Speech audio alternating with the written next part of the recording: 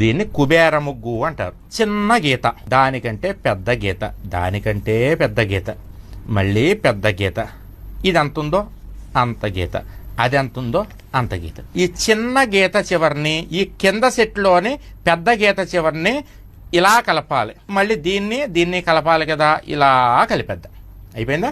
ఇప్పుడు ఈ కింద సెట్లో ఉన్నటువంటి చిన్న గీతని ఈ పెద్ద సెట్లో ఈ దీంట్లో ఉన్నటువంటి పెద్ద గీతని మళ్ళీ ఐమూలగా కలపాలి. జాగ్రత్తగా గుర్తుంచుకోండి, ఐమూల అంటారు దీన్ని. ఇలా కలిపేశారు. ఇప్పుడు ఏమైంది? ఇది కుబేర ముగ్గు అయిపోయింది. ఇక్కడ మధ్యలో ఖాళీలు ఉంటాయి కదా, కొద్దిగా పసుపు కుంకుమ, పసుపు కుంకుమ, పసుపు కుంకుమ, పసుపు కుంకుమ, పసుపు కుంకుమ, పసుపు కుంకుమ, పసుపు కుంకుమ అలా వేసేసి చక్కగా దీన్ని కూడా 4 వైపులా బంధనం చేసేయి. ఇది కూడా ఇలా 4 వైపులా ఖచ్చితంగా బంధనం చేసేయ.